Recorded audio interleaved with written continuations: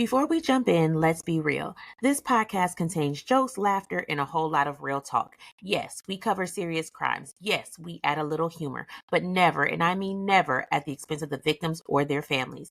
If you're sensitive, easily offended, or the type to clutch your pearls every time someone laughs during a true crime story, this may not be the podcast for you. But if you like your true crime with a little bit of spice, a lot of honesty, and just enough petty to keep it fun, welcome to Melanin Mysteries, baby. Let's get into it. What's good, cuzzos, and welcome to Melanin Mystery. If this is your first time here, welcome to our little true crime corner of the internet. We're glad you found us, truly.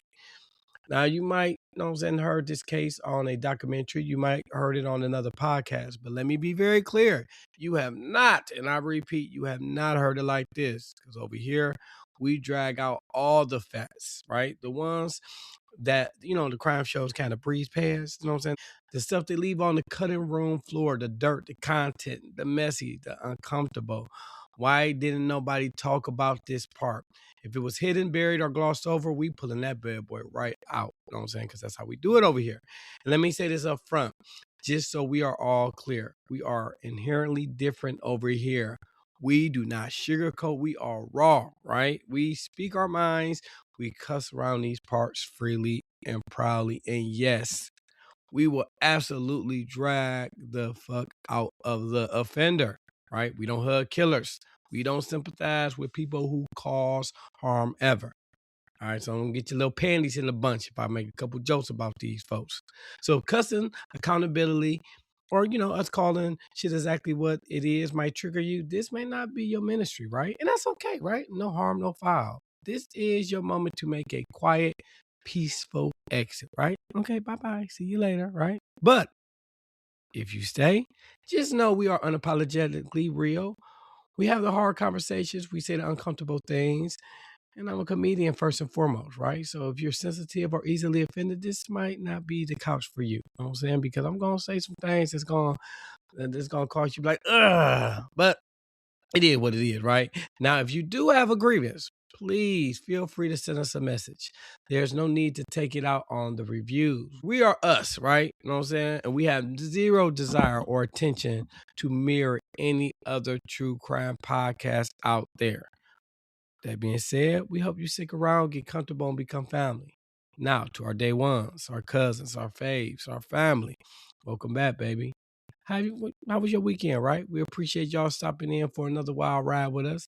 Let's blow Monday wide open and get it popping, right? And real quick, just quick church announcement before we jump in, right? Just real quick.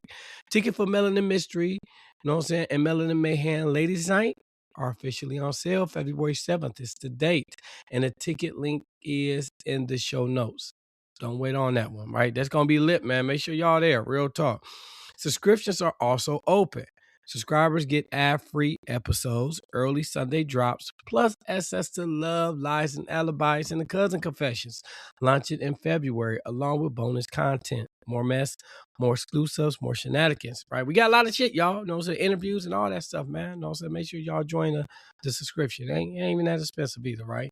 The website is live. Merch is available and space is still open. Where? melaninmystery.com. And don't forget to submit your cousin confession, right? It could be somebody else's story. Shit, I don't care as long as it's juicy. We don't discriminate. Best part, submissions are 100% anonymous, right? So I keep telling y'all, we cannot see who sent these submissions. I ain't gonna lie, a couple of them, I was like, man, who the hell said this shit right here? But we can't see it, right?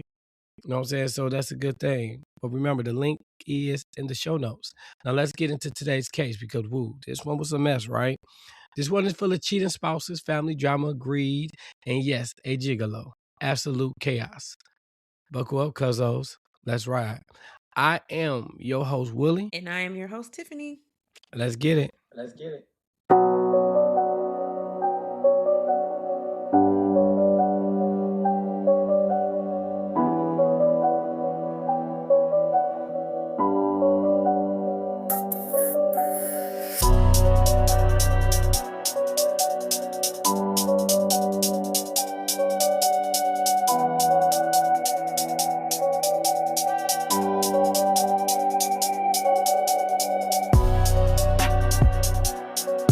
Now, see, this is where y'all always get it twisted. Because why would I leave with nothing when I can leave with everything. I don't want half, I don't want some, I want it all. And don't get me wrong, I know what you're thinking. Oh, she must have been hurt. No, I actually feel the love. But you know what? Love don't pay bills and it damn sure don't hand over properties. Because let's talk about him. Cheating on me with some woman from his job. And please, she a little vanilla one too. Barely worth mentioning. I mean, if we're being honest, I deserve a medal just for that comparison alone. And yes, I have my own situation because I always do, but that is not the point here. The point is, I deserve what I want. And what I want is everything we built without him attached to it. Now, why would I divorce him and split assets like a regular person when I can simply, remove the problem? So I made a plan, a good one, a foolproof one. Because at the end of the day, like Denzel said, I'm leaving here with something. Matter of fact, I'm leaving here with everything. Okay, stay with me. It's June 20th, 2008. We're in Old Orchard Beach, Maine. 911 gets a call and it's a woman whispering, like she's scared sound might get her caught. Her breathing is all over the place. And you can tell she's panicking before she even explains why. But she tells the dispatcher that she was robbed, but then says she doesn't know if the men are still inside the house. She says she's been tied up all night and was just able to get free. And this is the first chance she had to call. So dispatch starts asking questions and she said, "Hey, my son was tied up too." Now she explains they were ambushed the night before and then says this. She had her husband come home late last night and she knew they got him. But here's the problem. She hasn't seen him. She doesn't know where he is in the house and she doesn't know if he's hurt or worse or she's kind of scared to leave the room and find out. So the dispatcher tells her police are on the way. And when officers pull up to that house in Old Orchard Beach, they have no idea what they are walking into. Because at this point, nobody knows what happened to the husband. And whatever it is waiting inside that house. And it's been sitting there all night. So like we said, police get there within minutes. And immediately they know this is bad. Like the house is destroyed. There's drawers dumped out. There's stuff everywhere. It's just straight up ransacked. Jackie and her son are secure first because she already told them the men had guns and knives and nobody knows what's really going on, if they're gone or if they're just hiding. So once Jackie and her son are safe, officers start clearing that house. And that's when they see it. Blood in the upstairs hallway, trailing down the stairs leading into the basement. And at that point, everybody already know what time it is. They follow the blood trail into a basement room, and that's when they find Winston George. He still has his ID on him. And here's the part that makes this even more sick. Winston was found the day before his birthday. His birthday was actually June 21st, and he was killed right before it. Literally didn't make it. So he's found tied up, plastic over his head with a hole cut in it, and a bottle of rum right there next to him. So, no, this was not just a robbery. This was personal, violent, and intentional. Okay, here we go. So before we get to talking about your boy Winston George, I just want to take a little, take a little side road. Let's talk about the what's that? The research that goes in this. Now we know that I don't really do that much research and everything because if I did, the case would be about 10 minutes and about 8 of them minutes me making jokes.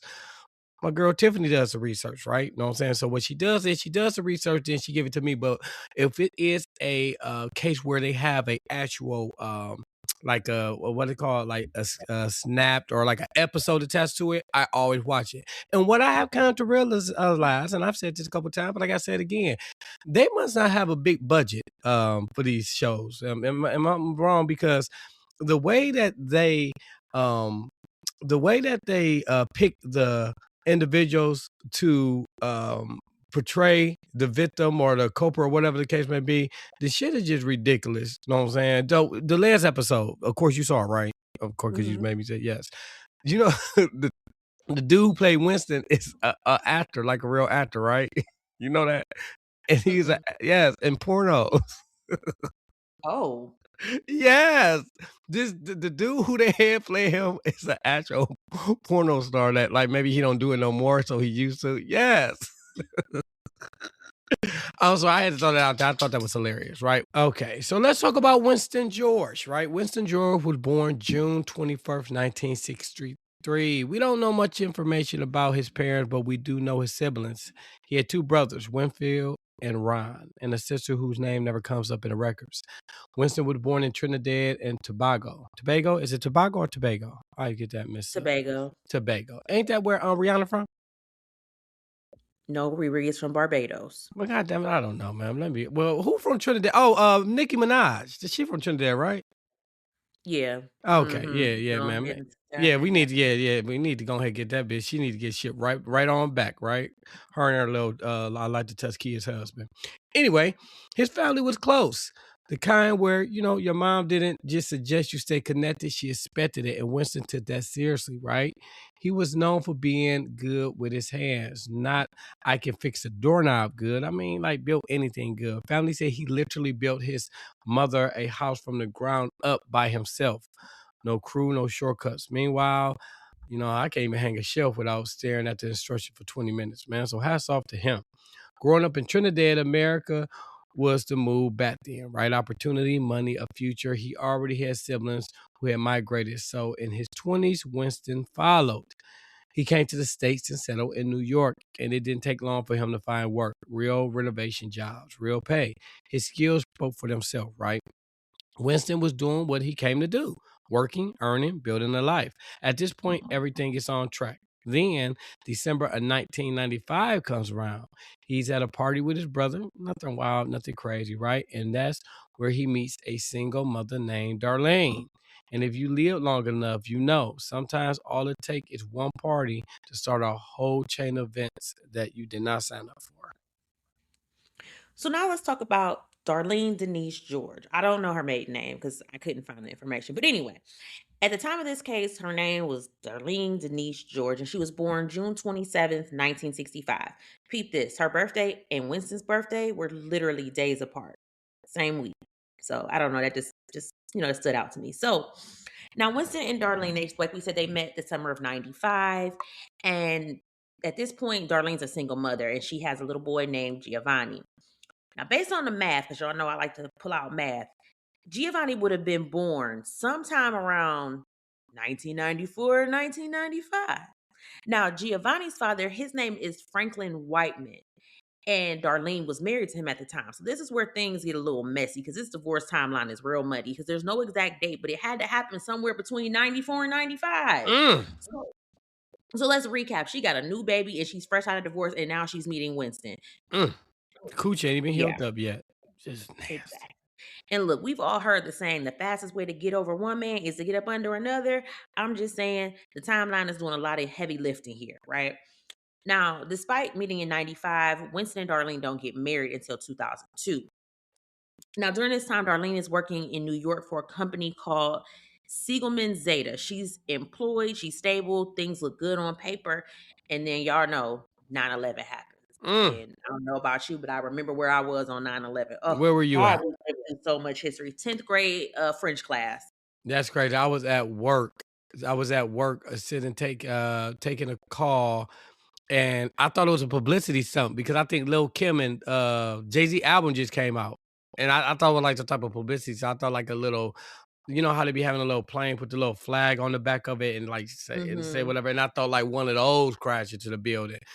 And then I remember the manager, they rolled out the TV. They rolled out the TV and put it on, and it was like, and then real quick, remember they were saying there's supposed to have been a bomb at the Cleveland Hmm. Howkett Airport? Yep. All the time, I remember I called my mom, like, Mom, you gotta leave the house. Now she all the way, she like damn 3 miles away. I'm like, Mom, leave the house. They're gonna blow you up. It was crazy, man. That was a crazy ass time, man. I ain't gonna lie. That was crazy. Yeah, But go that ahead. was one of the worst days. We have survived so much as millennials. It's Right. Like our innocence is gone. Like we have We our innocence. survived so much. I'm like, We baby, I haven't even hit 40 yet. Sweet that, but Jesus. I don't even think we realize it. Like I ain't gonna lie, I know our back in the day, you know what I'm saying, our grandparents, they went through, you know what I'm saying, getting their ass beat by white Segregation and all. dudes and lynched. I think we've still dealt with more in the and I ain't trying to be funny. That's probably why we so unserious now. Like we traumatized. We Like try, we had to find a yes. way to like cope with all this, baby. We are so unserious. And I really believe that's the reason why, because we have been through so much. 9/11, COVID. We've been Man, through shit. Don't forget. I always mention this to people. Freaking a Hurricane Katrina. Like we literally yes, was on Hurricane TV Katrina. watching niggas die. Like we Yeah. was like, oh my god, yeah, we have We been have through a lot, been bro. through Y2K. When they all thought, remember when we was all panicked because we thought like when 2000, the year 2000 hit, like they like scared us and told us that everything was like gonna go dark. Like we have just, this To is a why we're so lot, serious man. now. The OJ trials, everything. Rodney King, Yes. like golly, we Man, have they been beat through a his lot. But ass anyway, too. Jeez. I mean, I'm sorry. I'm trying to when you go Sibling back and look at that, died, they beat Left his Eye died, Aaliyah died. Like we have been, yes, trauma, just trauma on trauma on trauma. So anyway, let's get back to the case. So Darlene's job was actually directly affected by the World Trade Center attacks. The company ends up restructuring and eventually they decide to relocate to Maine. So Darlene is offered a position to move and continue working. So she packs up her son in Winston and they move to Maine where they buy a house and start what looks like, a fresh chapter. On the outside, you see a happy family, a new state, and a new start. Ooh, child, you already know. Sometimes what glitters is ain't gold. It just man. looked like what it looked like and what it was, two very different things. Exactly. So look, back to the day of the murder. Police are at the house in the old Orchard Beach, right? And Darlene is talking. She says the men came in with stockings over their faces. Says she thinks they were black or Hispanic, but she keeps saying everything happened fast. It was dark. She was scared. Understandable, right? Then officers step outside, and that's when she says it. Oh my God, his truck is gone. Now pause, because that changes the temperature immediately. This ain't just some random break in where people ran off on foot. Somebody drove away. Police put out a bolo, and just in case you don't know that, be on the lookout for the four-door SUV right then and there, because now whoever did this is moving around town like it's just another day. They take Darlene and her son to the station, not because she's in trouble, but because the house is a crime scene. And because, let's be honest, this woman just learned her husband is dead. Her son was tied up. Everybody is shaken, right? While she's giving her statement, she starts describing what she heard the night before. She heard Winston come in. She heard them attack him. She heard yelling. And then she said something that makes the room go quiet. She said she heard him praying. Now that's crazy. Not whispering, not crying, but actually praying. She specifically said he was praying Psalms 23. Right? Now let's, you know what I'm saying? Let that sit in. That's the one in case y'all don't know, you heathens. That's the Lord is my shepherd. And she telling police this after they already found his body. At this point, officers know they done, they're pretty much done for the day. She's exhausted. She's traumatized. Her son is traumatized. There's no more clarity coming from this interview at this moment. They let her go home so she could be with her child and start making funeral arrangements because this went from a robbery to burial plans real quick. Meanwhile, the bolo is still out. The truck is still missing, and whoever did this had enough time to tie people up, ransack a house, kill a man, and leave. And that's when police are realizing this wasn't sloppy, this wasn't rushed, and this damn show wasn't random. So while all this is going on, CSI is still all at the house doing what they do: gloves, booties, cameras, the whole setup. They're trying to pull anything that tie this to the two men. Darlene said came in. You know what I'm saying? So they checking fiber, fingerprints, hair, footprints, everything, right?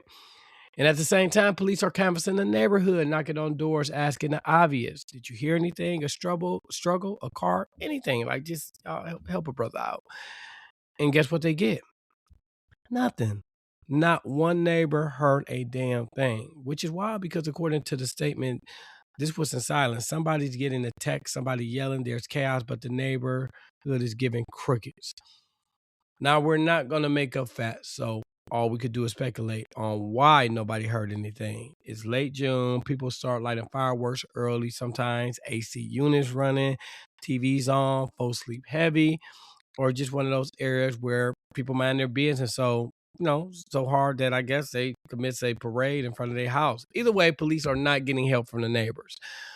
So they're still working with this, and working with what they have. That bolo is still out for Winston's missing SUV. And then finally, something breaks. An officer out on patrol spots the SUV sitting at a restaurant. Now, he doesn't just roll up acting sloppy. He goes inside and starts asking questions like who saw it, when, what did they look like? And he finds a waitress who remembers something specific. She saw two men get out of the SUV, leave it parked there, and then get into a taxi. Okay, now we got movement. So police are like, bet, because if they left in a cab, that means there's a driver. There might be a name, a dispatch log, a pickup time, a destination, something they can chase. They start reaching out to taxi companies, trying to track down a ride. And here's what makes this part even more frustrating. They're chasing leads like this because there's basically no forensic evidence coming out of the house, no fingerprints, no hairs, no clean DNA trail, nothing that immediately handed them the suspect on a platter. So at this stage, it's not science solving the case. It's old school police work, canvassing, spotting vehicles, tracking a cab, and hoping somebody remember one tiny detail that crashed this open. Because right now, they know my boy Winston dead. They know the SUV was taken. They know two men dished it, and that's about it. But that taxi is the first real breadcrumb. So police pull the surveillance footage from the bus station, and there they are. There's two men, exactly like the cab driver described, exactly like Darlene described. But this time, there's one detail you can't miss. There's a man with a bag, and it wasn't just any book bag. It was a camouflage military style backpack. Now, that's important because that's not a ran to the corner store type of bag. That's a travel bag, prepared. The kind you bring when you already know you're not coming right back. So they watched the footage and confirmed the two men bought bus tickets to Boston. And so the police are locked in. They got the bus manifest, hoping for names, something solid, because at this point, the case is being built off movement and not forensics. And that's frustrating. So there's no fingerprints, DNA, or clean physical evidence, just surveillance, timing, a cab ride, and a man carrying a military style backpack like he planned this exit ahead of time. And if you're wondering, yes, the police did notice that too. So because when somebody leaves town immediately after a murder with a backpack, like you're going somewhere, that's not panic, it's intent. So at this point, police finally feel like they got something. They don't have names yet, but they got movement. A cab, a bus, Boston. It ain't much, but it's more than zero. And right now, zero is what they've been working with. Now, here's something that doesn't get talked about enough. Instead of calling Winston's family on the phone, Darlene gets in the car and drives to New York to tell them face to face. And listen, that matters. That's not easy news to give. That's not a call you want to get. So her driving all the way from Maine to New York the same day to tell this, his family he's been murdered, that's commendable, right? That's the right thing to do. While that's happening, police are still grinding. They start asking the obvious questions, like who knew Winston, who saw him every day, who might heard something before all this went down. So they go to Winston's job and they start talking to his coworker, and then pretty quickly, one name keeps coming up. Good old Amy. Our saltine cracker Amy. They told Amy and Winston they were told that Amy and Winston were very close enough that people actually noticed. Close enough that coworkers are like, Why yeah, would you call her a cracker? Why that was really racist. Now, come on. I call her a Just saltine cracker. oh god. All right. Just want to throw that out there, man. Learning You know what I'm saying? scripts. Content matters. You remember that. So anyway, That was like I learning said, scripts. what I so didn't write that. but it's there, right? So they, the co-workers like, man, look, y'all may want to go talk to her, right? So police are like, yeah, say less. Because when somebody dies violently, you don't just look at strangers, you look at the people who were in their daily lives, the ones who saw them stressed or distracted or different. And when co-workers start pointing in the same direction, of course, that's not random. So now Amy's on the radar. Not accused, not arrested, just notice. And in this case where almost nothing is talking, nobody is talking, nothing, that's enough to start listening real hard. So they bring Amy Casey in. This lady is 30 years old and she's from Lebanon, Massachusetts. And before she can even fully process that Winston is dead, the truth just falls out of her mouth. First she was like, yeah, I mean, we were just friends. And then she's like, okay, pause. Okay, yeah, we were having an affair. Girl, I'm gonna need you to pick a struggle, please. So she explains that the co-workers that they were together and they were co-workers at Whatman Inc. in Sanford, Maine. They start off as co-workers, and you know how that goes. You start spending time together, staying late. You accidentally bump into each other on shift. She turns into a work wife. Then it's him coming by while she's working, and then his workplace crush turns to a full-blown situation. She put that white magic on him. Sorry. Never heard of that, but okay. And it didn't stop at work. So they're going to the beach together, out to restaurants. They're sitting in parking lots just talking, which is always code for doing too much, Too much. especially when you're married. They clubbing on the weekends, they drinking, dancing, acting single in public like rent wasn't due at home. And here's the part that made me sit up because Amy, she was married too. So we got two married folks sneaking around doing relationship things, but somehow convincing themselves that this was going to end well. Mm, mm, Because mm. Amy tells police this is what she had hopes of. Like, so allegedly, This is your fix. I am your host, Stassi Schroeder. Welcome to Tell Me Lies, the official podcast. What's the most unhinged thing of season 3? Steven, because he's so evil. I do think he is misunderstood. You see everyone face consequences. It's intoxicating. The writers just know how to trick you. There's always a twist in this show. Tell Me Lies, the official podcast, January 6th, and stream the new season of Tell Me Lies, January 13th on Hulu and Hulu on Disney+. Allegedly. plan, right? Heavy on that allegedly.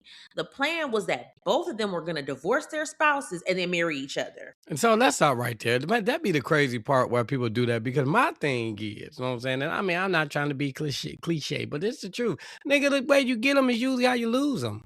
And people be so convinced that this is going to work out.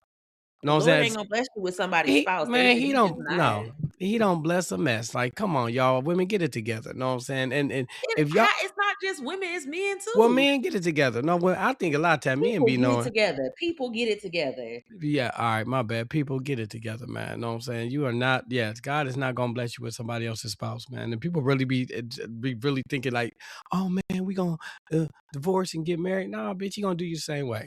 Vice Or versa. he's gonna leave his wife and then we're gonna be together. Like, all right, baby, if he's done, okay. No, my I milk don't of know why mag. y'all still No, think- no. My milk of magnesia woman. That's not gonna happen.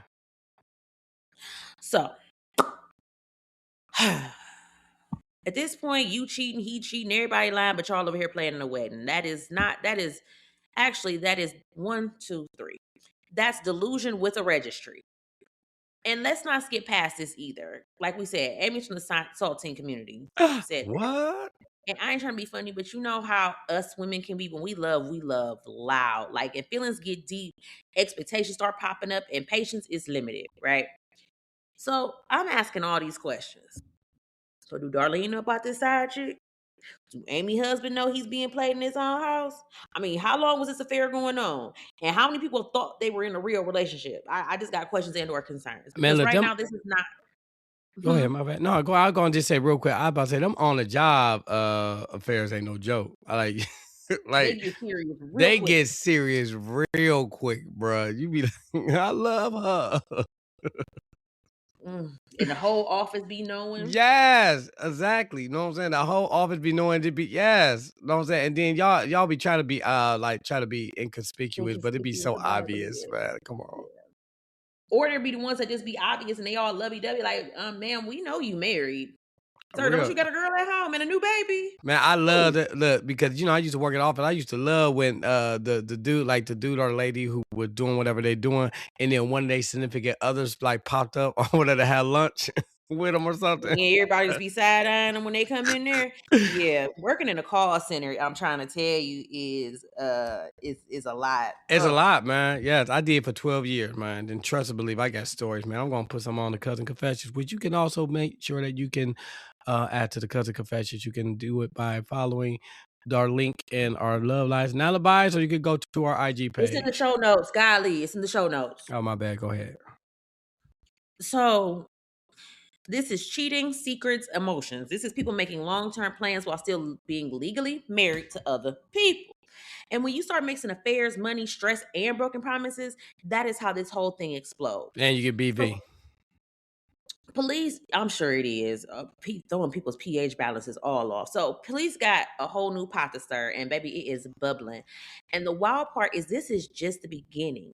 So when police are talking to Amy, one of their very first questions is, do your husband know about this?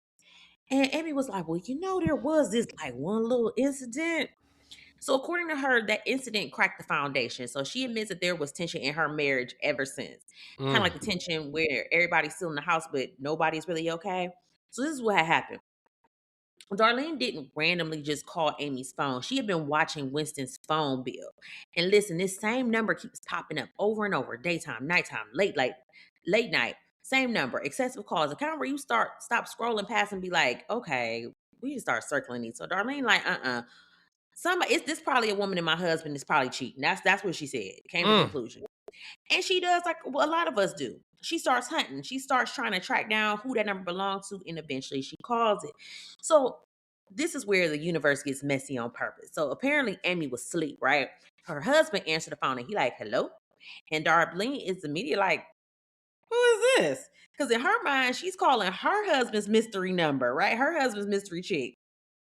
So he gives his name and Darlene I follows know up she with, was probably scared, like, oh man, this nigga. right. She probably had that twinge from it, like, hold on. And Hold then up. she was like, well, let me just be safe. Are you married? And he already given like, ma'am, I'm connecting dots, right? And then she said, because this phone number keeps popping up on my husband Winston George's phone bill, and he works at What Mint Inc. And you probably already know like how this conversation went. It was some silence on the other end of the phone because somebody wheels is turning their head. And then Amy's husband is like, well, my wife works at What Mint Inc. God damn. Now they both quiet on the phone. You can almost hear that realization loading. And Darlene says, you know what? My husband been acting real funny. And then Amy's husband was like, you know, that bitch been acting real funny too. They are connecting the white and black dots. Go ahead. So, and that's it. There's no yelling, theatrics, accusation. It's just the phone bill did all the talking in this situation. So that's how Amy got exposed. And yes, Darlene knew. So Amy admits that after that call, things in her marriage were just never the same because once your husband answers that call, it really ain't no going back to normal. And let me slide this on a personal note real quick because same. I was that girl back in the day too, going through phone bills like I worked for Verizon. And guess what? The phone was in my name, so I was allowed to do that. And every time I went looking, I found exactly what I was looking for. And that's why they say if you go digging, you're probably gonna hit something. Because phone bills don't lie; they just sitting there quietly waiting to ruin your peace. Yeah, man, them phone bills used to do it back in the day. So look, so just when you think Amy Casey has said all she's gonna say, she drops another bomb, right? She basically like, before y'all start judging me, maybe you should go ask Darlene about her situation. Ooh, so Darlene doing something. Boom, record scratch, chicka, chicka, chicka. Because now Amy is saying, yeah, Winston wasn't the only one stepping out.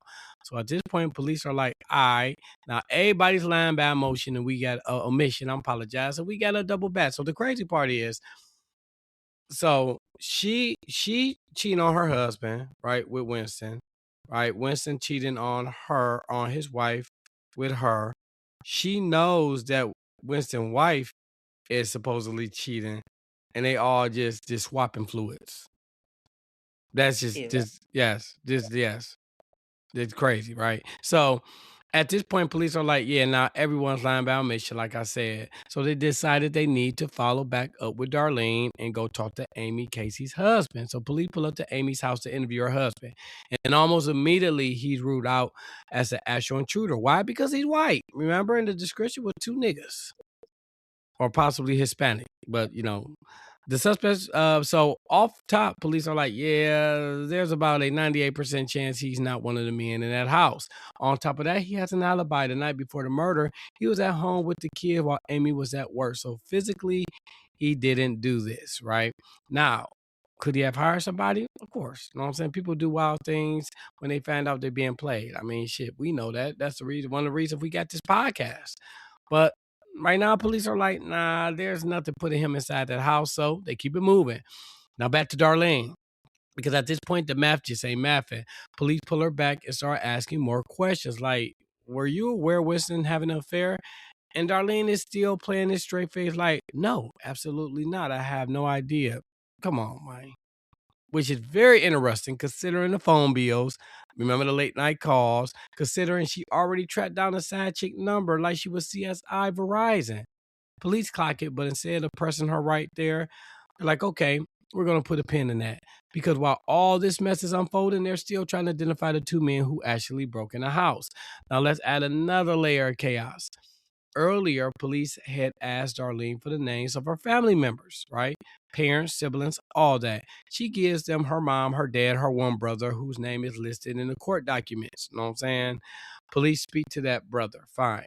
But then, plot twist, that same brother later called police back and offers to help more. And during that call, he casually mentions another brother, right? A brother named Jeffrey Williams. And police are like, wait, hold up. What? because when they originally talked to Darlene, she ain't never mentioned having another brother named Jeffrey. So they're like, okay, well, who is this Jeffrey Williams, and why didn't she say his name? They flag it, put a pin in it, right? But here's where it stops being weird and starts being real suspicious. Because guess who name pops up on the bus manifest? Jeffrey Williams. Now alarms start ringing. You didn't mention your brother. Your brother's name is on the same bus as the suspects, and you expect police not to side eye you? Nah. And if that wasn't enough, police had already searched everything connected to Darlene and Winston, including Darlene's car. And inside her car, they find a passport, a birth certificate belonging to a man named Rennie Cassamy. And wouldn't you know it, that name is also on the bus manifest. Two names from the bus. Y'all don't even know what just happened here, right? That's why we edit. You got my damn nerves, Stephanie. Both connected back to Darlene. One brother she forgot to mention. One man whose official documents are sitting in her car like a damn filing cabinet. At this point, coincidence has left the building. The police are no longer asking who did this. They're asking who knew what and who was helping who. So let's talk about Jeffrey Williams. Jeffrey Williams was born July 15th, 1963. From what we can piece together, he's one of the siblings, the older brother. Beyond that, background details are slim. We know he has a brother and a sister, but that's about it. What we do know, Jeffrey's criminal history is long and loud. When police pull his name, his photo immediately pops up.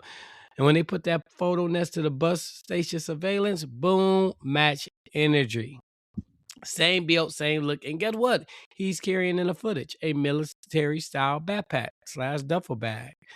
The same kind of bad the cab driver remembered. The same kind of bad police already clocked as not accidental. Now let's talk about Jeffrey's record, because this is where the timeline starts screaming. Jeffrey had spent over 20 years in and out of prison. This wasn't a one-time mistake. This was a lifestyle. His longest stretch started back in 1994, where he went in and basically stayed in the system for years. Most recently, he had been locked up for felony, attempted robbery, and weapons possession. And here's the part police really zero in on. Jeffrey was released on parole from Queensboro Correctional Facility on December 28, 2007. Let that sit in, right? December 28, 2007, out on parole. June 20th, 2008, Winston George is murdered. It's not even 6 months. Remember, we talked about this. I am convinced. And again, people say what they want. We got a lot of people that's sensitive. Like, you be using the gay slur. I'm not used to calling people gay, but I'm just saying, I really honestly feel like these people that be going back and forth to jail like that, I think they miss their boo inside. I do. Because there's nothing about jail that will make me think about going back a second time and even the third time. And they do be going back like it's no problem. So I'm really convinced that they got a lover up in there and they miss them, so they do some stuff just to go back in. You know what I'm saying? Because it's more acceptable in jail. What you think? You ain't about to say. No, I don't, because I can't see no other reason. You keep going back, and from the stories Arthur be telling us, they do be having a boo on the inside. Did you see that video I sent you last week where this dude was talking about? I think I said, I don't know if I posted in a group or not, but he was talking about how, yeah, like they do, like they be having like whole relationships going on, and some of them do come back because of that. And some of these men, but you know what? Another thing is, what? Sometimes, like, cause I fell down a rabbit hole the other week about this, but sometimes when you've been incarcerated for so long, I was, to me and Chi was talking about it. When you're incarcerated for so long and you come out, it's very hard to adapt to the real world. Like, so imagine if you go in and you do 20 years. 20 years is like an entire lifetime, because the technology is not the same. You want people to get out, get a job. Like, imagine if you go in the 90s, and then, because when in the 90s everything was on paper, you went into a job and applied on paper. But if you get out now, everything is online. You don't know how to work a computer. You don't have those tech skills. So it's like you're expected to readjust and just jump back into society. Bitch, you're damn right. You need to do that. You know what I'm saying? But I'm just saying, you have to think like that's kind of like, it might be a trauma response as well, because you don't know what you've come out to a totally different world and you don't even know what's going on. You don't know how to operate things. These kids come out the womb using iPads and you like, I don't even know what this is. So So your it's first thing also is, all like, right, let me go ahead and commit a crime and go back no, in and that be with I'm just my saying man. that's another thing is it's a trauma response. And then like you have to also think you're a felon. You can't get a job. What do? You can't, you know what I'm saying? You can't make money because you can't get a job to even sustain sustain living. Regular people are having hard time getting a job. You have a felony, they're not trying to give you a job and not a job that you can properly live off of. Okay, so You look, can't, places don't give you can't get a place because you got a felony. no, I I'll mean, say it's this. really Okay, a so lot. I'll say this real quick, then we get back on. So, okay, no justification. I got to clarify that. No, because people would made a comment like I'm justifying crime. No, I'm not justifying. I can see in that situation if a nigga say I'm robbing a McDonald's, all right, or I'm robbing a bank, or something like that, or you know what I'm saying, or I don't know, I'm stealing the car and taking it to the chop shop to try to make some type of income. But that's not what these niggas doing. These niggas out here raping. These niggas out there committing unnecessary murders or nothing like that. So they're not doing it in order to like sustain a certain lifestyle. These niggas just they got problems. So, No, I'm not talking about those, but I'm just saying like oh, some people who have been like incarcerated for long periods of time. yeah, I You know, mean, like yeah, okay, like so example, like your Uncle Frank. He did what, like 40 years or something? yeah, we came out singing to you. Lord.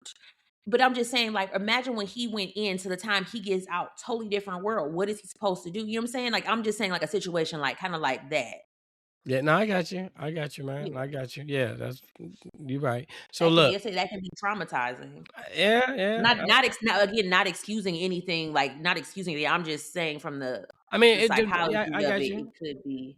So look, you got a man with a robbery history, recently released, still on parole, whose name pops up on the bus manifest, who face matches surveillance footage carrying the same military-style bag witness described, and whose name his sister just happened not to mention when police asked about her family. Yeah, police aren't guessing anymore. This isn't coincidence. This isn't bad timing, and this damn sure isn't random.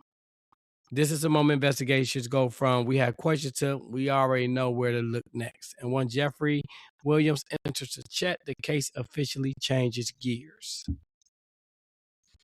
So, all right now. So now we gotta talk about Rennie Cassimy. And I'm gonna be honest with you because the information on him is like real thin, barely there. But what we do know is that Rennie was born and raised in Trinidad and Tobago. That's really it. I wonder if they knew each other back in the day. I mean, I don't know. No long backstory, no deep dive into his upbringing, just had connection, which already matters, like given who else is involved. So police start trying to track him down, and eventually they locate him at an apartment in New York City. And here's where I need y'all to sit all the way back because that apartment building, guess who owns it? Darlene. Excuse me, what? So let me get this straight. We have a man whose passport and birth certificate were found in Darlene's car, whose name appears on the bus manifest, who fled Maine right after the murder, and police track him down to an apartment building that belongs to the victim's wife. At this point, this Mm. coincidence is officially clocked out. It has packed its bags and left the state. Because now I'm not even asking questions quietly anymore. I'm asking them real loud. Like, why does she have his documents? Why is he staying in her buildings? And why are all these roads leading straight back to Darlene like a GPS with one destination? This is no longer 6 degrees of separation. It's like 1 degree, maybe a half a degree. And the heat is officially hot. Because Hot. police are now realizing that this wasn't just about who broke into the house. It's about who was connected to who before it ever happened. And baby, that's what changes everything. All right, now look, police are locked in. They got Jeffrey Williams, her brother, on the bus manifest. They got him on surveillance video. And of course, they got that military style backpack. Then they got Rennie Cassimy also on the bus manifest. They got his passport and birth certificate sitting in Darlene's car like it's a lost and found. And they track him down to an apartment building owned by Darlene Denise George. So at this point, police aren't guessing anymore. Two men, same bus, same escape route, same backpack style. Both roads leading straight back to the same woman. If y'all get a chance, make sure that y'all look at the episode. What's it called? Murder Calls? Is that what they call? Yes, it was on Murder Yeah, Calls. man. Look at that goddamn wig she got on. On Discovery Plus, I believe. Yeah, look at the wig, man. That bitch is slap. I'm almost about to slap the back of her head. And she got a wig on. a headband on too. Like, you know what I'm saying? Like, you know how the women put the headband, I guess, to cover up where you get. Yes, and I'm talking about it's about 40% forehead and the rest is headband, and then the wig is like hanging on the back. So just take a look at it when you get a minute. And so look, you know, they like, look, that's not no coincidence. That's a pattern. So now to be clear, police are still trying to give Darlene the benefit of the doubt. They're like, okay, maybe Jeffrey knew they had money. Maybe he knew the layout of the house. Maybe he pulled Rennie in. Maybe Darlene didn't know what was going on or what was going to happen. They're not ready to accuse her yet. But let's be honest, this is no longer 6 degrees of separation, nigga. That's a half of a degree. So police are, you know what I'm saying, do what they got to do. They put out warrant for both Jeffrey Williams and Rennie Casimir. And about a week later, Jeffrey folds. He decides he's not going to run. He doesn't fight. He walks straight into his parole officer's office and turns himself in. That alone tells you he already knew the walls were closing in. Rennie doesn't get the option. Police go get him. They arrest him at the New York apartment building and bring him in. And now here's where it gets real. Both men are charged with first-degree murder. No bail, no release, no we'll see. Straight to the top charge. At this point, the case officially shifts from investigation to accountability because now police have suspects in custody. And every single thread they pull still leads back to Darlene. So that's, you know what I'm saying? They're like, okay, that's where things are about to get real uncomfortable for everybody involved. So Jeffrey is seasoned, right? That man sits down in the interrogation room like he's checking into a dentist appointment, calm, relaxed, unbothered, right? Because the nigga did it before. Because Jeffrey already knew, the nigga know how this movie goes, and he missed his boo back in jail. They start talking, he listened, then he hits him with the cleanest sentence in English language. I want a lawyer. And that's it. No stories, no explanations, no emotions. Because Jeffrey's thinking, I've been here before. I've done this. Y'all gonna have to prove it. I'm not ratting. He's not scared. He's banking on silence and time. Now, Rennie thought he was built like Jeffrey at first. He's quiet. He's chilling. He's on the same. I ain't saying nothing timing and honesty. It made sense because Remy knows he's not a full legal citizen. So this ain't just about prison for him. This is prison plus a one-way ticket back to Trinidad if things go left. So he like, nah, I'm going to sit tight. I'm going to chill. Let's see what they really got. But then reality sits in. First-degree murder, no bail. Jeffrey ain't talking, and suddenly that confidence starts slipping. Because being quiet is easy when you think you're going to escape. It gets real hard when you realize you might be holding the bag by yourself. And that's when Rennie had his Rick James moment. Something clicks. And out of nowhere, he's like, you know what? Maybe I do got some things to say. And baby, this man starts snitching. Not a little bit, not selectively. No, let me test the waters. Full choir. This man sang like Tamla the Man in the Tyler Perry movie, Take Me to the King. Tears, passion, key changes, ad-libs. He wasn't whispering. He wasn't hesitant. He was giving director's cut commentary. Now look, we love us a good snitch over here.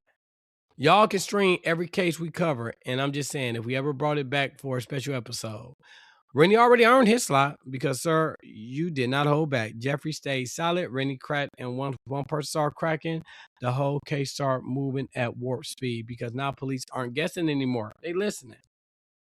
So wait, hold on to your edges because it gets worse. So when Rennie starts talking, it's not just, yeah, we had an affair. Oh, no. This man said, let me take y'all all the way through there. He tells police that him and Darlene had been sleeping together for over a decade. A decade. Let that sit. Which means while she was married to her first husband and then divorced him and then got with Winston, she was sleeping with Rennie all this time.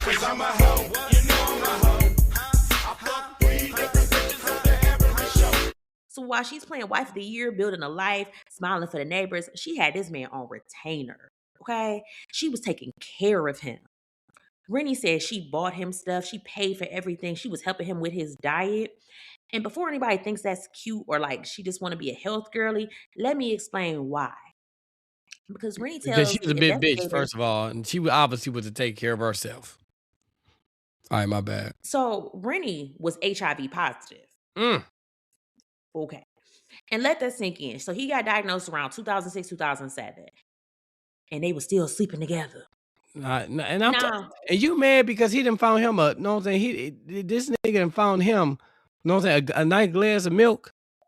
And you mad at him and you sleep with a nigga that gets the gift that keeps on giving? That's crazy. Wild. So, like I said, at this point, we're stacking lies, secrets, and reckless behavior like a damn Jenga tower, and somebody is shaking the table. And if that wasn't enough, Rennie also said that Darlene was helping him get all his paperwork together so he could finalize his U.S. citizenship. So the girl giving him immigration help. She got the documents, passport, the birth certificate, the whole kit. So now let's be really clear about this relationship actually was, because it wasn't just sex. She was feeding him, funding him, fucking him, helping him manage his health, and helping him with immigration. Sir, this is a whole situationship with benefits, insurance, and legal aid. And this is the part where I almost fell out of my chair. Because Rain was just like, oh, casually, like, oh, yeah, and by the way, I'm a gigolo too. Well, Yeah, goddamn. a whole male prostitute. And she, oh my goodness, bro. And I'm not done yet. He was married too. Lord. I swear, like, I don't understand why everybody in this story is married. But his wife was still living in Trinidad. And why she wasn't in the US, do you ask? Girl, because how else was he gonna live his best whole life and uninterrupted? Exactly. And he like, look, I ain't have no intention on leaving my wife, and I had no desire to marry Darlene. Ever. He like, look, I had plenty of women. I've had girlfriends over the years, and I'm perfectly fine with how things were set up. Okay? He was living his best gigolo life. Okay? This nigga was a gigolo with the gift that keeps on giving, married, and oh my goodness. Well, I don't, yeah, and you mad because you mad because this man knows I'm doing something. This is just a full-blown shit show. Oh my goodness. Full-blown shit show. So Darlene, meanwhile, this lady is 38 hot, y'all. Why? Listen, she knew Winston cheat with his coworker. Now, how you mad about him cheating, girl, when you are running a multi-man roster? Like, girl, 2 more and you would have had a basketball team. The audacity for real needs to be studied. And this is where, like, Rennie said things went left. He was like, look, Darlene ain't wanting a divorce. She wanted Winston dead because she wanted to be the sole owner of their properties. All 5 of them. They had 2 in Trinidad that Winston had inherited from his father. They had 2 in Maine, including the house they lived in, and then that New York apartment building, that same one that Rennie was living in. They had all money, all control, and no husband in the way. So Rennie was like, look, I ain't even want to kill that man. That really ain't my speed. So he like, look, why don't we plant drugs in Winston's car, call the police, get him arrested, and deport him back to Trinidad. It's still grimy, but it's not murder. And Darlene was like, no, I don't want him alive and angry. I want him gone, like dead and gone. So she like, look, why don't we, stage robbery? And this is why they pillow talking or whatever. So Rennie like, well, I didn't want to go along with it, but she guilt tripped me. Like, she reminded me of everything she's done for me, the cars, the care, the help with my health and my papers. And eventually he just gave in. Now look, they talked every day, like 10 times a day. On the phone she paid for. I don't want to talk to nobody that much. I mean, That's entirely but too you much tripping ring off about my this? phone. That's just crazy, man. Like, you deserve whatever happened to your dumb ass. You sitting up there, man, that you doing the worst. The worst. You dealing with a dude who's not only a married, not only a gigolo, but the nigga got AIDS, and you taking care of him. Yeah, Like, it's HIV. It's a difference. well, okay, my bad. You know what I'm saying? Well, HIV, I apologize. And you, what? Oh my God, man. And it's like, the thing is, like, even in the, or that's still the considered the 2000s, they didn't have all the technology like now where you can be undetected. Like, whatever. I don't know, ma'am. She just doing a lot. So they talking 10 times a day on the phone she was paying for. This bitch fucking slow, man. She is. Yeah. This bitch is fucking slow. So he said she traveled to New York constantly under the excuse of family business and checking on the building. That same building that Rennie had moved into right before the murder. Like, he had moved in, like, I think April of 2008. So he would travel up to Maine. He said they get a hotel room, all that. And I ain't trying to be funny, but Winston probably wasn't paying attention because he's off doing his own thing. So he probably ain't paying attention to what she doing because he doing his own thing. Yeah, exactly. Sweet Jesus. Just nastiness all around. Heathenism. Child, like, this is too much. So according to Rennie, he and Jeffrey drove from New York to Maine on June 19th. And I'm sorry, they didn't drive, but they caught the train there. And he's very clear about this part. He says this whole plan was devised by Darlene. And he broke it down step by step. So first step was they were supposed to go to the house before Winston got home. He said when Darlene came in with her son Giovanni, they were to pretend to be intruders. And Rennie said verbatim, quote, "First, we need to snatch Darlene up and the boy. Tie them up, make it look real, make it look violent." And this is the part that's gonna turn your stomach. Because once Winston came in the house, we're supposed to kill him. That was the plan. Not scare him, rough him up, but kill him. And Rennie claims that he never touched Winston. He said he stayed back in it. He says Jeffrey was the one who put the rope around Winston's neck and put the plastic bag over his head. And he was very intentional about pushing that part onto Jeffrey. And he says Jeffrey didn't just strangle him, that Jeffrey hog-tied Winston from his ankles all the way up to his neck, fully restrained, no way to move or fight back. And while Winston was restrained, Jeffrey was repeatedly stabbing him in the head with a knife over and over and over. And then he put the rope around Winston's neck, placed a plastic bag over his head, and strangled him. That's what I'm saying, man. Yeah, forget not being able to find a job, nigga. You just a decrepit demon, you know what I'm saying, that deserve the worst. So after it was all over, Rennie says Darlene asked him one question: "Is he dead?" Like, you a cold-hearted bitch, man. So Rennie says he went down to the basement, he poked a hole in the plastic bag, and then he poured some rum into Winston's mouth. And he didn't get a response. And that's how he says he knew Winston was dead. Oh my God. Like that's just so much. Like, I don't understand. And I'm not saying commit murder, but why did you have to torture the man like that? That's what I'm saying. Yeah, that's crazy. It was too much. Like, it's just too much. Like, I don't condone it, but like, why are you torturing that man? Like, my God. So let's be real. Y'all took a bus to Maine. You went to the house, participated in tying people up. You stayed while a man was killed. And the fact that this was planned, timed, and rehearsed, that's a story that Rennie told in exchange for his freedom. Mm, mm, mm, mm, mm. So we're switching back over because Rennie is not done talking, not even close. He tell police that later on that Wednesday morning, after everything went down, him and Jeffrey grabbed a taxi to Portland. From there, they boarded the bus to Boston and then caught another bus back to New York. And here's the thing. All of that lines up perfectly. That explains the abandoned truck, that explains the taxi sighting, and that explains the bus manifest. The escape route, track confirmed, stamp. So while all this is being pieced together, the autopsy report on Winston comes back and it's grim.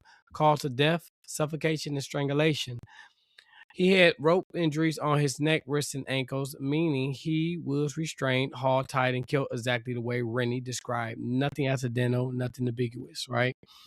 Now here's where things get real loud.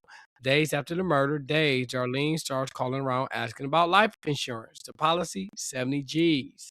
And police are like, okay. So now they start pulling financial records, and what do they find? Darlene had recently been to an Army surplus store, and at the store, she purchased a military-style camouflage backpack. The same type of backpack seen on surveillance, right? Because the bitch dumb. The same style witnesses described. At this point, police are like, all right, fam, enough is enough, because now we got a confession, corroborated escape routes, autopsy findings that match the story, life insurance inquiries, and a backpack purchase that lines up too perfectly.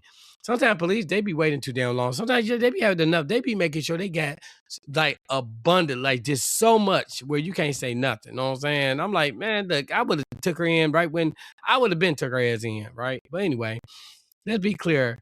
This did not happen overnight. This wasn't one confession and boom, cuff. Nah, this took months, right? Months, right? I mean, but I ain't no police officer, so I don't know. Rennie's statement, evidence being verified, financials being traced, receipts being pulled.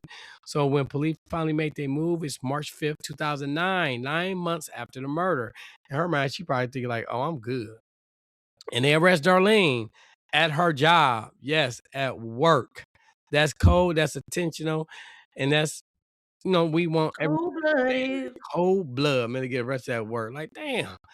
She's charged with first-degree murder, no bond, held at the York County Jail. And at this point, she's looking at 25 to life in prison, from wife to widow to defendant. And now, everybody's wanting to see what happens when the case finally hits a courtroom.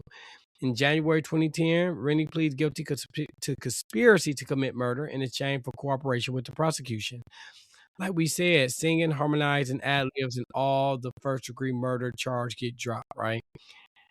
And what does he get? 8 years. My nigga gets 8. So he about to be out there gigoloing and hoeing when he get out. And now I know somebody listening just said 8. Yeah, 8. I am telling you that's crazy for his role in a plot that ended with a man hog-tied, stabbed and strangled and left in the basement. But they want the old girl so bad. They said, forget him. That nigga gonna dab. He gonna dab the disease anyway. So let him out. That's the power of snitching with receipts. Now, while Rennie is locking in his plea deal and counting down his time, the real show is still loading. Because Jeffrey and Darlene, they don't get separate trials. They don't get distance. They don't get to pretend like they don't know each other. They get tried together. Same courtroom, same jury, same mountain of evidence. Their trial officially kicks off June 14, 2010. And this ain't no quick little case either. This is a gigolo, a brother with a violent record, a wife accused of orchestrating her husband's murder, property, money, life insurance, immigration, affairs on affairs, right? All laid out in front of 12 strangers who's got to decide who's lying and who's cut. By this time the trial starts, the prosecution is walking in heavy. Confessions, timelines, purchases, phone records, autopsy results, and a cooperating witness who already took his deal and is pointing fingers with confidence. If I was her, I would have just copped out to the deal. Like, you know what I'm saying? Like, why take that? Why take that shit to trial? Cop out to a deal. Like, come on. You know what I'm saying? You know all the evidence they got on you. You know what I'm saying? You're not about to get off, man. Nigga, give me a deal. Jeffrey still ain't talking. Now, Jeffrey, I get it, man. He been in and out of jail his whole life. So, you know what I'm saying? He like, it is what it is. You know what I'm saying? I take my chances. But for her, I would have copped out. But you already know you about to go down. So why even? I mean, you sitting in jail either way. I would have just went ahead and took a damn plea. You know you ain't getting out of this shit. Yeah, you're And right. the nigga snitching on you, you know you ain't getting out. So you may as well just go ahead and just cop a deal. Yeah, so Jeffrey still ain't talking. Darlene ain't still acting shot in the jury. They're about to hear everything. And baby, once the case hits the courtroom, it gets even uglier. So the prosecution wastes zero time. They get up there and they basically like, look, we're not about to overcomplicate this. This marriage was crumbling, and instead of choosing a divorce, Darlene chose murder. Why? Because she wanted to be the sole owner of the couple's 5 properties. Period. In the sentence, cut and dry. They like, look, this wasn't an accident or a robbery gone wrong, and this was not coincidence. It was greed with a plan. So in the defense, they come in like, oh, absolutely not. Darlene's attorney, his name was Paul Aronson, and he was like, nah, now y'all reaching. He tells the jury, like, look, my client had a good job. She was making $40,000 a year. Okay, remember, we back in 2008. 40,000 wasn't rich, but it also wasn't struggling either. She wasn't destitute, but she wasn't desperate. She wasn't living check to check, okay? So the defense is like, so where's the motive? So Paul Aronson argues that there's no real financial incentive. He says there was no equity in the 5 properties that George owned. And according to him, even if Winston had died, Darlene was only looking at about $73,000 from a life insurance policy plus a 401k. I mean, that's still significant. I mean, in my mind. But again, to the average person, maybe that sounds reasonable. But to us true crime people, baby, we done seen folks kill over $10, a car, a TV, an argument, or absolutely nothing at all. So we're not even about to act brand new. So the defense tries to clean up Rennie too. They like, look, she wasn't having an affair. She was just trying to help this man, helping him with his health, paperwork, just trying to be a good Samaritan, you know? Sir, helping somebody does not usually involve decade-long sex, paying a phone bill, traveling internationally, buying backpacks, and housing them in your building. That is not charity, that is an entanglement. So now the jury is sitting there with 2 very different stories. The prosecution is saying this woman chose murder over divorce for control, money, and freedom. The defense is saying she didn't need the money, she didn't gain much, and she was just being too nice. And you already know how this goes. You can feel it. Somebody in the jury is thinking, I don't know who lying yet, but somebody lying. And we're just getting started. So the prosecution starts calling witnesses, right? They just jump right into the mess. First person they called is Amy. So Amy gets on that stand and she confirms what we already knew. Her and Winston were romantically involved, not work friends, not just close. They were fully involved. And the kicker was they were actually together the night that Winston was murdered. Same night. So now the jury is already sitting up like, oh, this marriage was cooked. And then the prosecution brings out his name was Detective Armin Gozier with the Maine State Police Department. Oh, when he comes with that work, he tells the jury that he personally listened to hours upon hours of recorded phone calls between Darlene and Rennie.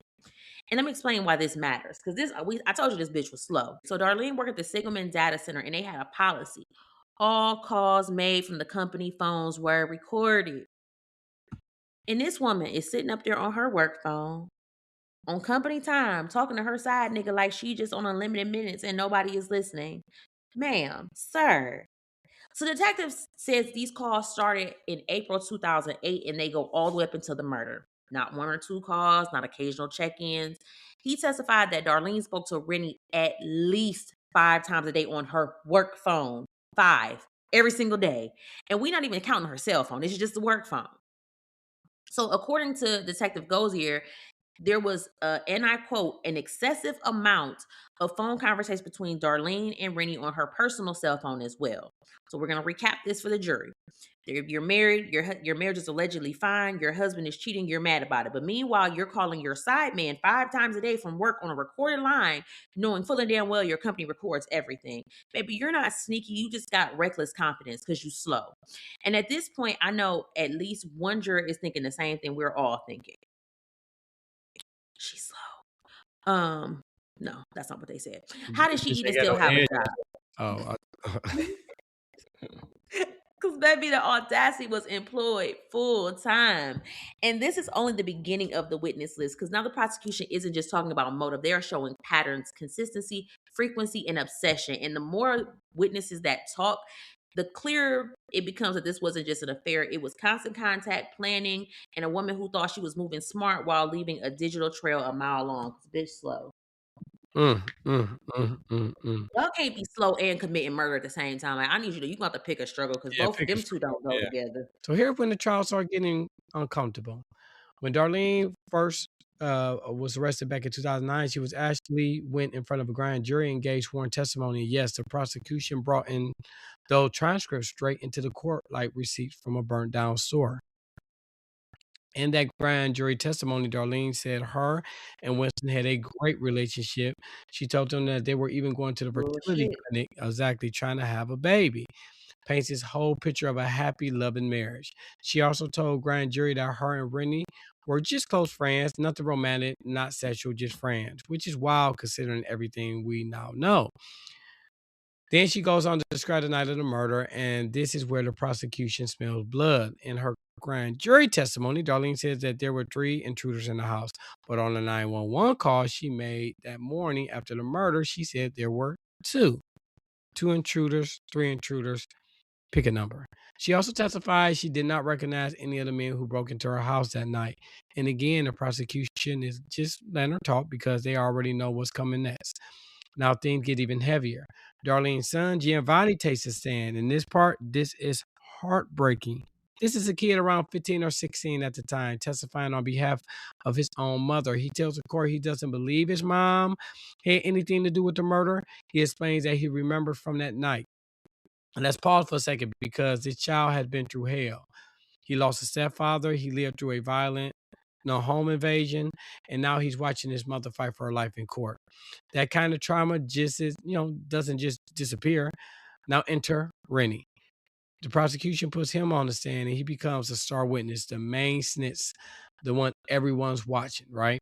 And Rennie doesn't back down. He doubles down on everything. He repeats that he was the gigolo, repeats the affair, repeats the plan, repeats who did what. And the defense, oh man, they go in on him.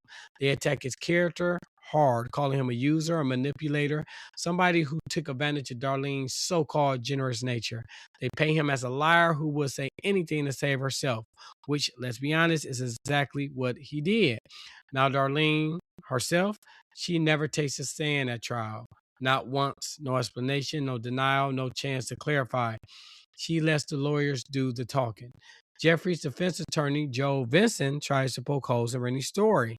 He tells the jury that Rennie is lying, that he made up the whole narrative just to secure a plea deal and avoid a murder conviction. But here's the problem. The prosecution didn't just bring words, they brought evidence, of course. They rolled out security camera footage, bus manifests, cab company testimony, restaurant employee statements, surveillance footage of Jeffrey and Rennie coming into town, surveillance footage of them leaving town. They show the jury the timeline, step by step, no gaps, no guessing. Everything Rennie says, it lines up. The truck abandonment, the taxi, the bus, the dates, the movement. At this point, it's not just one snitch talking. It's paperwork, video, witnesses, and records, all pointing in the same direction. And the jury is sitting there watching this whole thing unfold like somebody is lying, but the evidence ain't. This is no longer about sympathy. This is about credibility versus cooperation. And right now, the prosecution is walking heavy. Well, so even though Darlene never takes the stand at that, she don't utter a peep. I guess she, figures she'd already said enough. So, because her lawyer was like, absolutely not. But Jeffrey decides that now he wants to talk.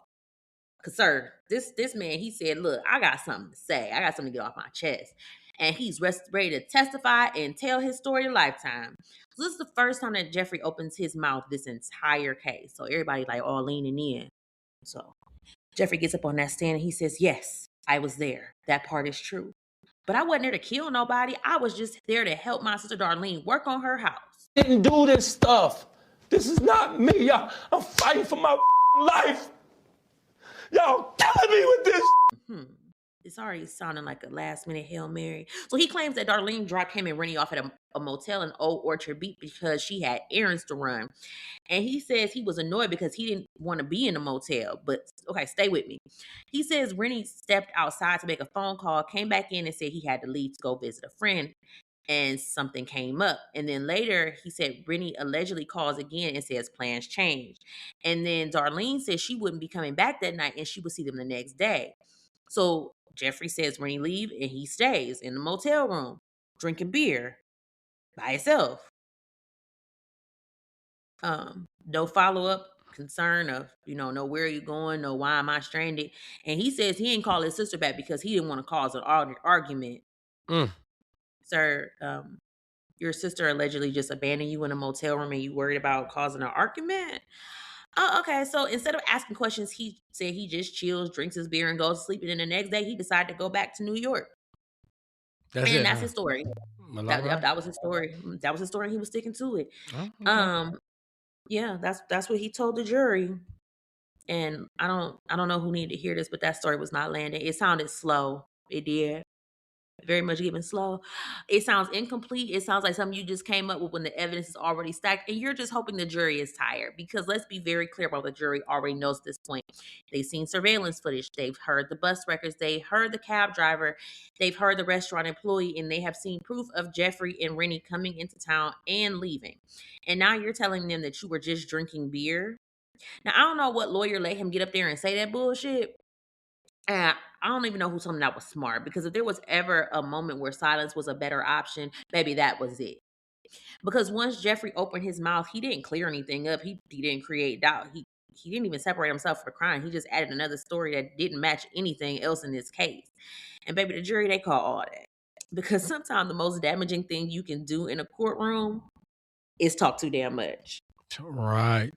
Right. So after all the testimony, all the lies, all the receipts, all the side eyes, closing arguments come down on June 24, 2010. When the dust settles, both Darlene and Jeffrey were found guilty of first-degree murder. Wow, would you look at that? I would have never imagined, right? No confession, no split decision. No, we're not sure, nigga, guilty. Now, sentencing doesn't happen right away. They got to wait. And that finally goes down on October 4th, 2010. First up is Darlene. She gets sentenced to 40 years in prison for orchestrating the whole plot. And the judge, and I'm just reporting what he said, actually mentions that he's considered the fact that she had been a good mother and had no prior history of violence. Okay, cool. But ma'am, when you decided to go 0 to 100, you didn't ease into crime. You jumped straight to first degree murder. No misdemeanors, no warm up, just straight to the top of the chart. So that grace limited. Now, Jeffrey, oh, they did not play with him, right? Because of his extensive criminal history, the court basically said, yeah, we're done here. And Jeffrey is sentenced to life in prison. No expiration date, no countdown clock, no see you later. Life. Winston's brother, Winfield George, was in court along with several family members, many of them originally from Trinidad and Tobago, and had lived in Brooklyn for years. And Winfield made it clear he was satisfied with the life sentence. At the time of sentencing, Darlene was 45, Jeffrey was 47, Rennie is 49. Now let's talk about Rennie because, yes, we're correcting the record.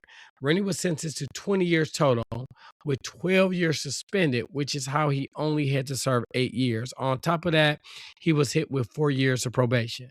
So let's be clear. He didn't just get 8 out of nowhere. It was a deal stacked just right, wrapped in snitch paper. Now, whether he was deported after serving that time, I can't confirm it. There's no clear public record showing he was removed from the U.S. Now, I ain't gonna lie. Can't believe I'm saying this right now, but I wouldn't mind ICE picking up his little ass and taking him if that was the case. I wouldn't mind it at all. Ship his head right back to Trinidad or wherever the hell you're gonna ship him, right? So as far as we can tell, we may very well still be, he may still be walking around right now. It's a possibility, right? Which is wild. Now, as sentencing, Darlene speaks and says, as I quote, I love my husband very much, and I've done nothing but be there for him. Everything we were doing was moving towards the future, not to separate. Okay. Man, the future, exactly. The future you were planning involved him not being alive, so let's not rewrite history. Now, Jeffrey also speaks in shocker. He says he's not responsible for the killing, still denying it, still acting confused. Didn't do this stuff. This is not me. Y'all, I'm fighting for my life. Y'all killing me with this. Then he reads a message addressed to his nephew Giovanni, who didn't even show up to sentencing, and says, quote, it's a shame that you had to go through all of this, and I want you to know that I wish you the best. That's it. You helped orchestrate a home invasion, tied the child up, traumatized him for life, and that is what you came up with, right? You can keep that shit. And as of now, Darlene is serving her sentence at Maine Correctional Center for Women. Her earliest possibility release date is August 27th, 2043, about 18 more years. And I mean, we'll see. Jeffrey is serving life at the Maine State Prison.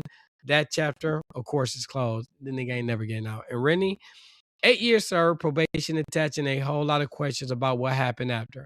But we do know he walked away with the best deal out of everybody, and that alone should tell you how loud he was singing. And that's where the case lands. A marriage built on lies, a plot driven by greed and control, and 3 people who thought they were smarter than the evidence, and they weren't. So we fast forward to 2012 because even after the verdict, Darlene and Jeffrey still had the audacity to think the system owed them something. They both filed for appeals, and not just one little argument. Oh no, they came with a laundry list. So first they argued that the court messed up by denying Darlene's motion to suppress her grand jury testimony. Why would they do that? Second, Jeffrey said that the judge should have severed the trial because being tried next to his sister was, quote, unfair. Good night. Third, they claimed that the indictment itself was insufficient based on the evidence presented. They had a lot of evidence. Fourth, they said the evidence didn't even support convictions for murder or conspiracy to commit murder. It did. And fifth, my personal favorite, they argue that because the state relied heavily on a cooperating witness, the whole conviction was somehow fundamentally unfair. Man, shut your ass down, dog. Exactly. So basically, let me translate what the appeals court said in plain English. They said, fuck you, no, sit down, go back to prison, and get out our face. And they denied that appeal. Across the board, no relief, no new trial, no new sympathy. And that was that. This case was a hot mess of betrayal stew with married people cheating on married people, side pieces with side pieces of gigolo, HIV, immigration paperwork, property greed, and a child poor baby caught in the middle. So everybody cheating, lying, and everybody is dirty. And I just know everybody's pH balance was in shambles. Just nasty work across continents, marriages, and common sense. And right there, cuzzos, that is our case. It was a crazy one. I ain't gonna lie. What you think about the case, Tiffany?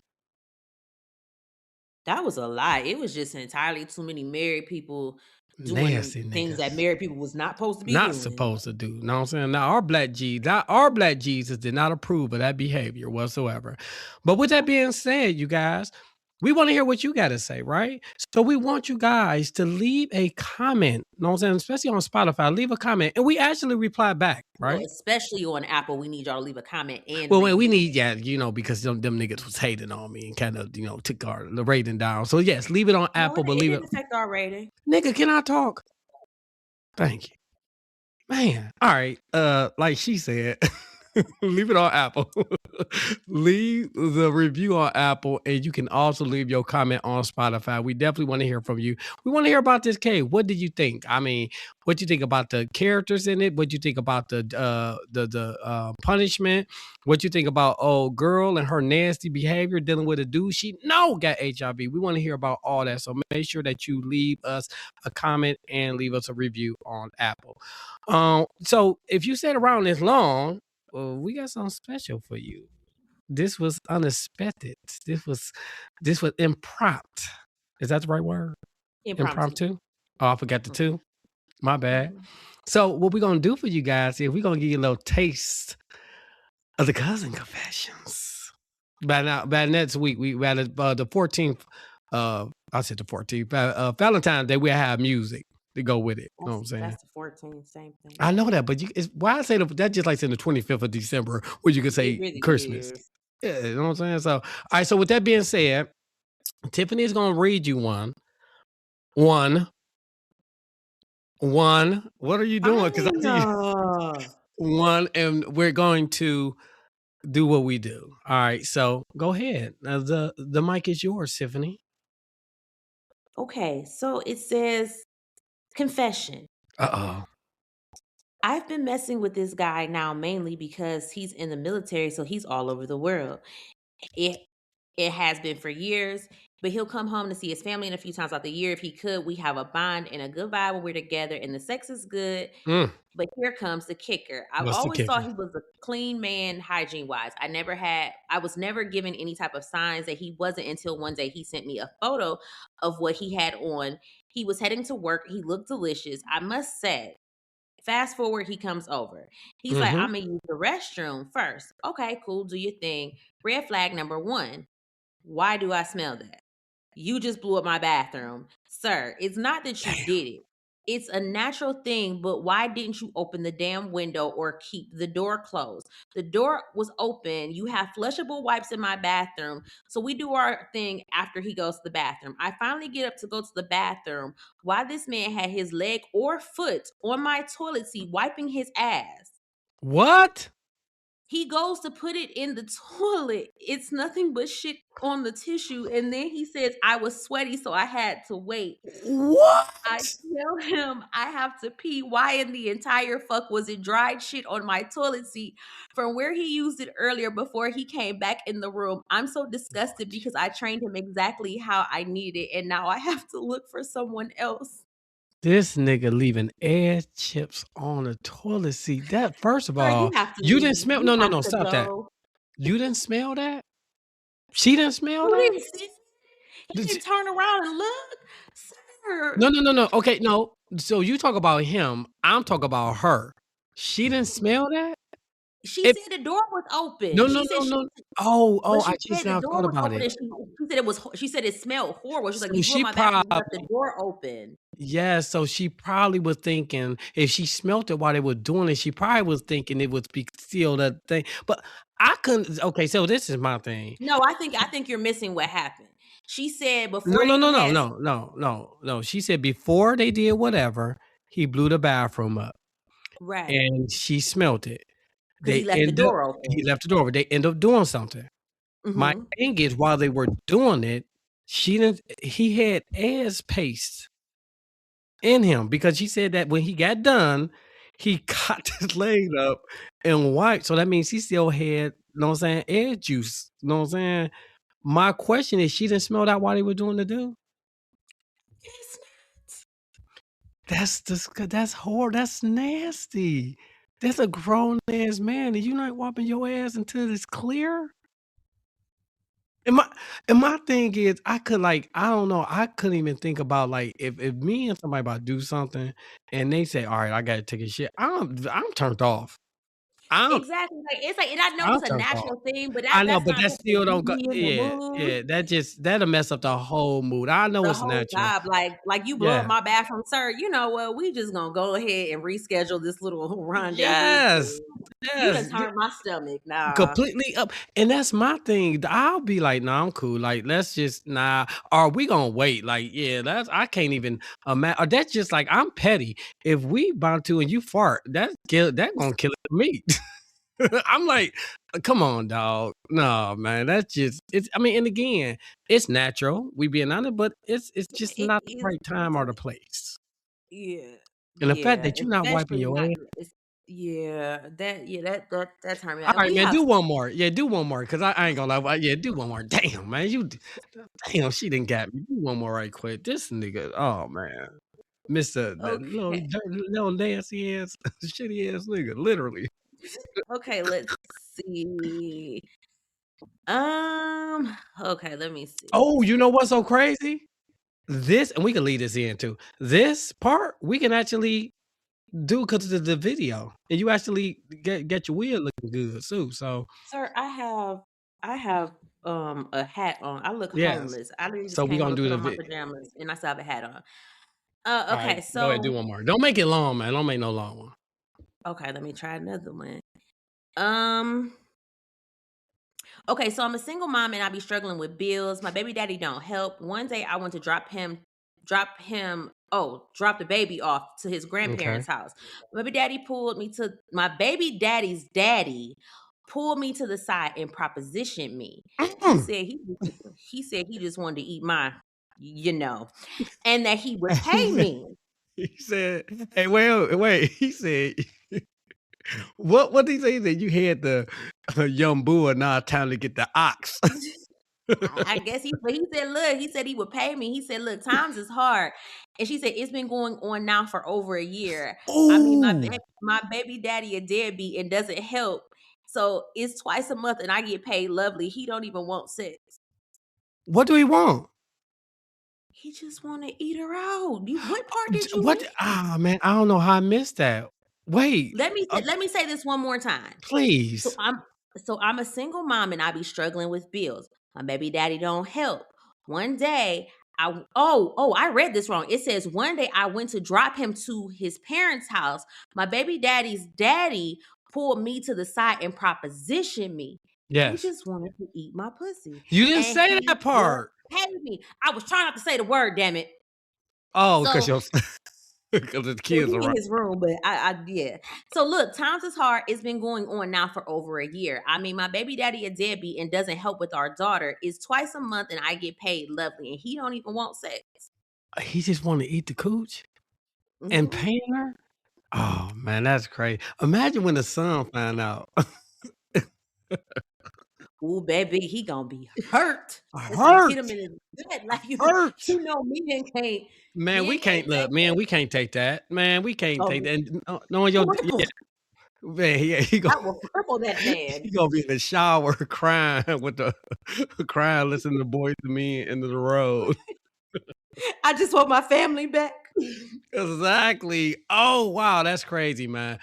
Oh wow, I ain't mad at you. You gotta do what you gotta And do. Yeah, but we still have I ain't trying to be more. funny. But hold on, it would. I mean, let's be honest, man. I mean, Grandpa could just get a nigga the money. You know what I'm saying? Why you gotta? Why I gotta come with that though? Like, why do we gotta come with that? That's your grandbaby. You a deadbeat just like your son. You a Like, dead I'm telling you, like, I be over here reading what? these and my job still, I be like, man, like, I clearly live a very boring Man, life. I thought I was. Yeah, they ain't got nothing on.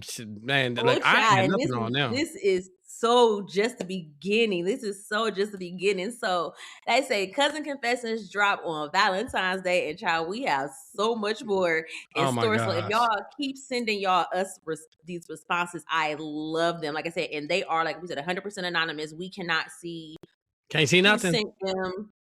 No. No, Cause I we ain't gonna lie, always I would love see. to see that one. The Sheedy I Magoo, would I don't too. care about that one. That one, I would like to see that one.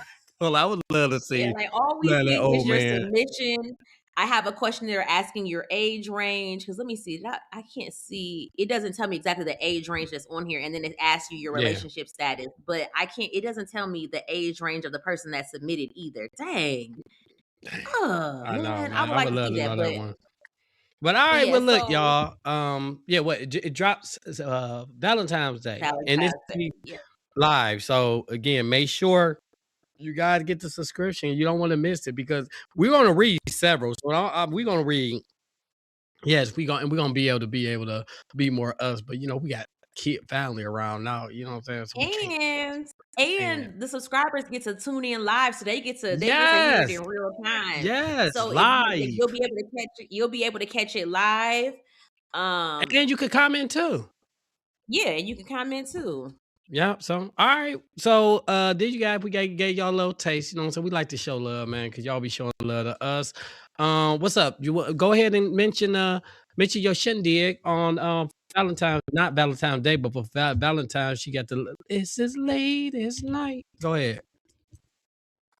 Okay, so just remember, please get your tickets to Ladies Night In. It's our Valentine's Day live virtual show with myself and Renee over at Melanin Mysteries. Make sure y'all get y'all tickets so y'all don't make us feel bad like y'all don't like us or whatever. Okay. With that's that being all I said, got. hold on, wait. So hypothetically, just asking. So if a man is in his feminine era right now, you know what I'm saying? Maybe he's feeling a little bit zesty. Is he allowed to buy a ticket?